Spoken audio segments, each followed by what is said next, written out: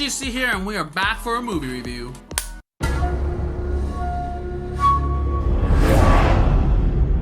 Look at this, Alex.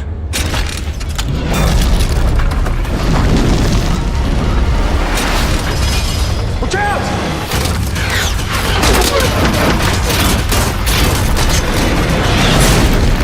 Mummy 3: The Tomb of the Dragon Lord King? Jet Li. So The Mummy, The Tomb of the Dragon Emperor, I got it wrong. Directed by Rob Cohen. Oh, he did the first Fast and Furious, and he did Dragonheart. Oh, okay, let's see what else. He did Stealth, Triple X, Fast and Furious, Dragonheart, and he's doing the upcoming, he did the Hurricane Heist as well. Alex Cross. Yeah, this movie came out in 2008. And it's produced by Steven Sommers, the director of The Mummy, and The Mummy Returns. So what happened to this film? I don't know. So yeah, it stars Brendan Fraser, Jet Li, Maria Bello, John Hannah, Luke Ford, Anthony Wong, and Michelle Yeoh. And what's this movie about? Well, basically, it's third of the installment of the Mummy trilogy. It takes place in China, and kind of weird why it takes place in China, but they find another mummy and they gotta stop him. That's basically the entire film. So what did I think? Well, first off, the fact that they didn't get Rachel Weisz back, I'm pretty sure her salary went to Jet Li, Anthony Wong, and Michelle Yeoh, because it's pretty impressive that they got the three of them in this film. I mean, it was 2008. Crouching Tiger, Hidden Dragon was 2002, so she's kind of familiar. Jet Li is Jet Li. Anthony Wong, I don't know how his Hollywood fame, I think this was his first role, but I don't know how his Hong Kong fame carried overseas during those times. Like, it was kind of interesting that it got him, because he speaks English fine, and he also speaks Mandarin in this. So anyway, so why am I reviewing this now? Well, first of all, I'm glad that the China, or the Chinese, or the mainland government, just represents the times of today of how they are. Yeah, this actually showed up on my Netflix while I was strolling, and I was like, oh, I actually have not seen this. So why not? And I would definitely have to say, 2 hours, I didn't care about anything. Like, Brendan Fraser, what happened? Like, it was fine, it was campy, it was fun in the first two movies. Then you got your kid, Alex, and he just you, and a pain, and like typical father and son relationship, like troubles. I heard Rachel Weisz was saying that conflict of schedule, but also a problem with the script. So we have Maria Bello stepping in as Evie, and she's much more physical this time around. She can handle her own weight, so it definitely would have been cool to see Rachel Weisz playing that role, but at the same time it feels kind of weird that the first two movies she was kind of like passive and just there and just was kind of helpful, but was sort of the damsel in distress the whole time. Yeah, so anyways, it's your typical journey movie where you like find thing, go here, go there, fight.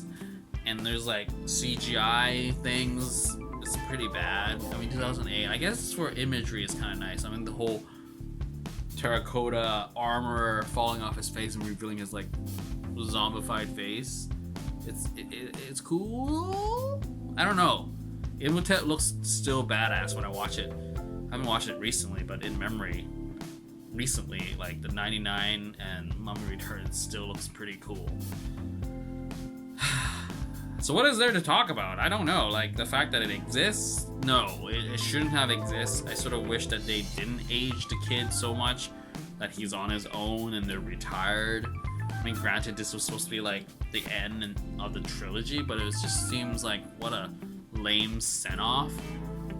I mean, I heard that they were supposed to deal with like Mexican zombies or Spanish zombies in the fourth one with like Antonio Banderas playing like a king or something, so that would have been cool.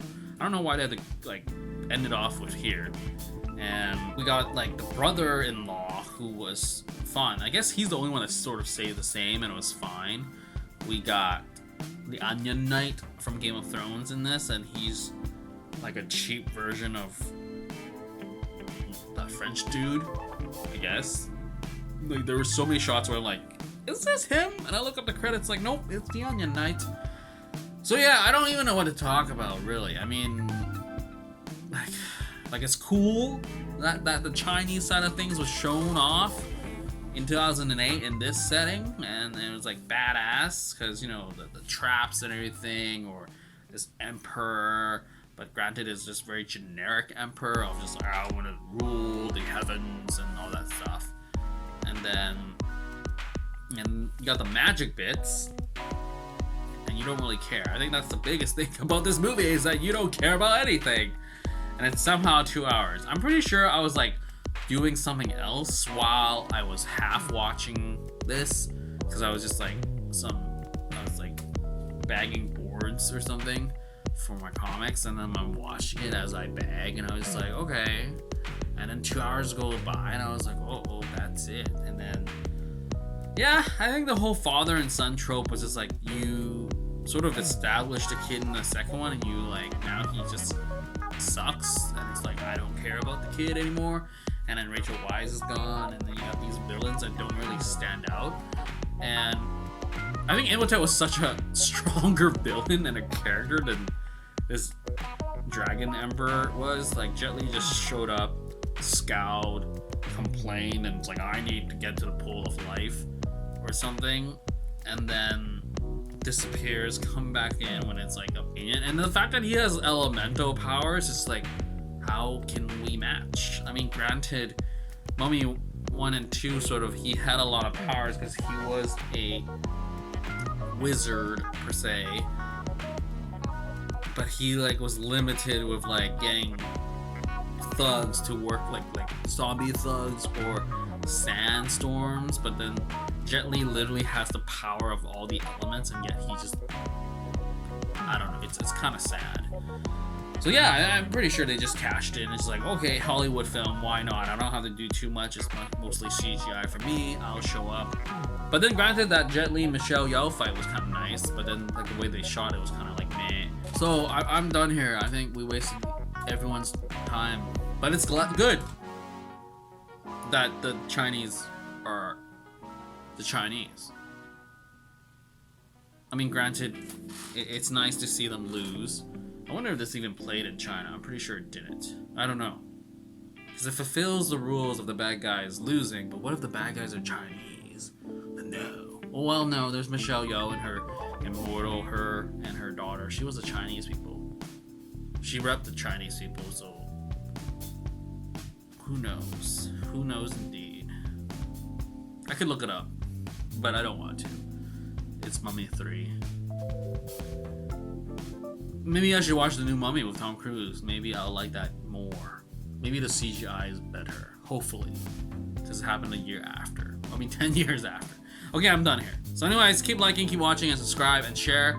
The share is caring. And that is all for this movie review of Mummy, the Tomb of the Dragon Emperor.